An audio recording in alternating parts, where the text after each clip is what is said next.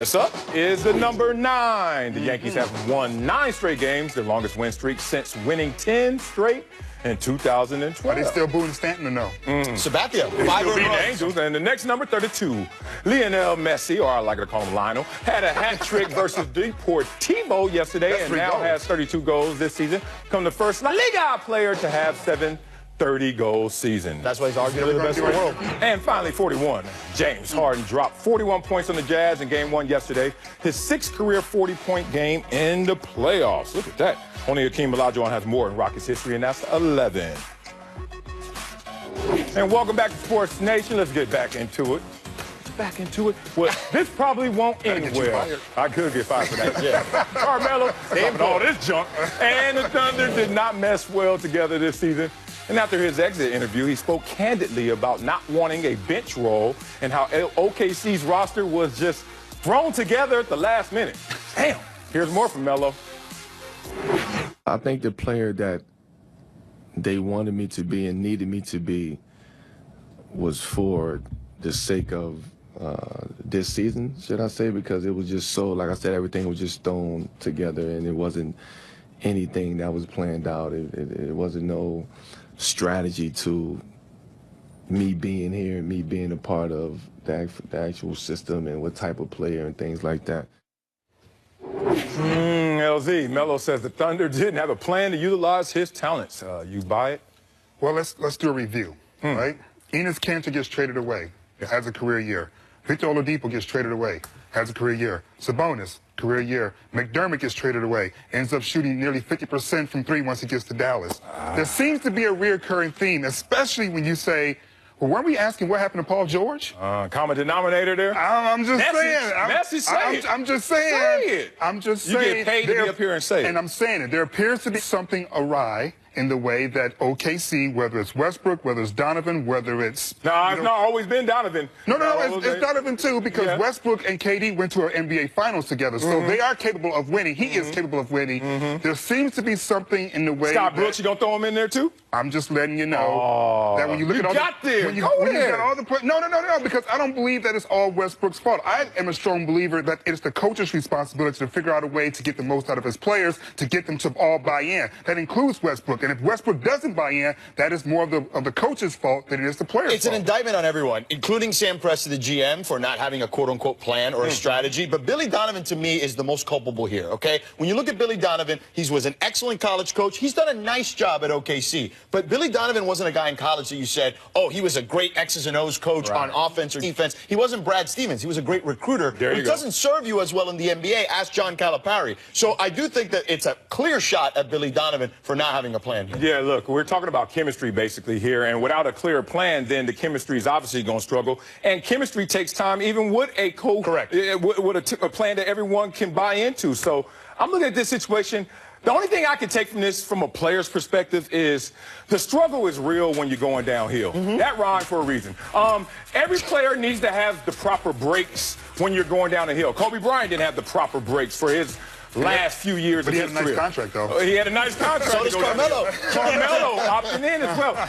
But look at these numbers, and then in these moments, now you want to look back retroactively and talk about the plan. Yeah, it did seem like it was just thrown together right before the season, and it was name after name. You're like, this should work. But I think Carmelo, the player, the one that's going to look in the mirror, has to realize that you're going down the hill, and you're not going to be priority in anyone's plan. What they need to do is, real quick, LZ, I'm sorry, I didn't mean to interrupt. What they need to do is build a team that fits Russ. And it clearly doesn't work with a bunch of stars on it. Or wings. They need a bunch of 3-and-D players, guys that are role players, kind of like that Philadelphia Iverson team that went to the finals, but a more modern-day version. I would argue the only reason why the Iverson team worked wasn't because they had the personnel around Iverson. It was because they had the coach that could talk to Larry Iverson was good and too. Larry Brown. I think the issue is that whatever Billy Donovan was selling, very few, if any, were buying. But again, you also have to look at all the players that have left and have found other landing spots. I mean, it's not as if Jeff Hornacek is a fantastic coach, but he still was able to maximize Enes Kanter. Obviously,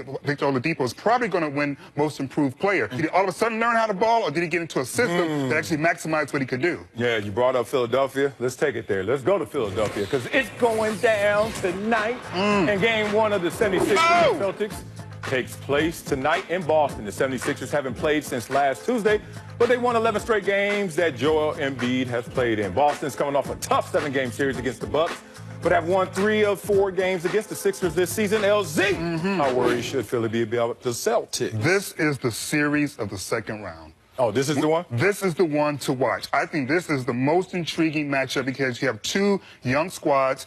You have two squads that are very deep. You have two squads that play an exciting brand of basketball, and I think the games are going to be really fun to watch. If I were the 76ers, I would be concerned about these Celtics because they keep finding ways to win despite losing major pieces to their roster. And if I'm the Celtics, I'm concerned because I have no answer for Embiid, have no answer for Ben Simmons.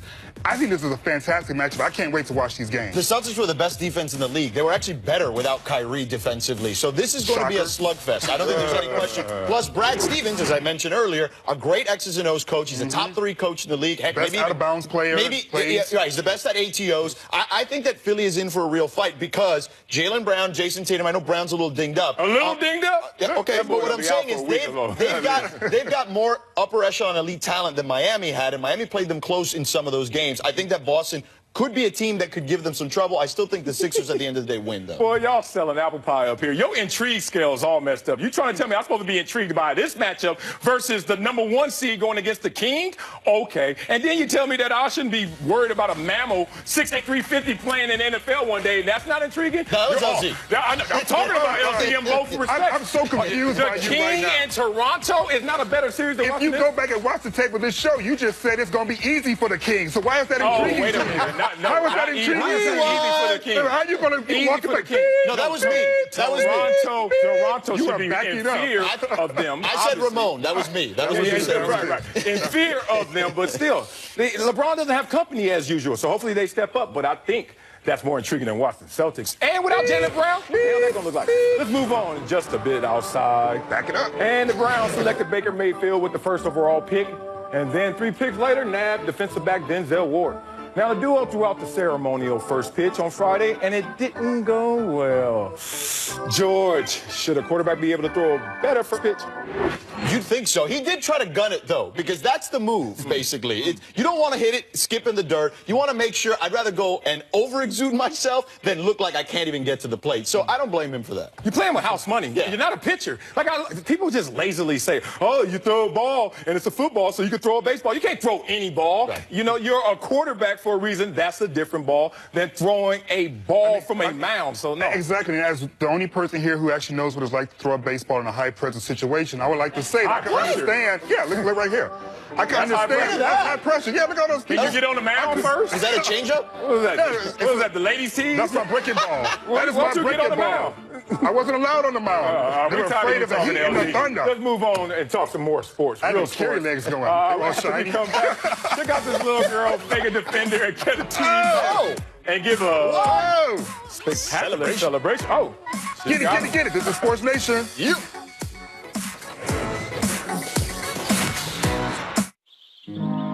The homebrewed taste of Gold Peak is perfectly crafted to bring us all together.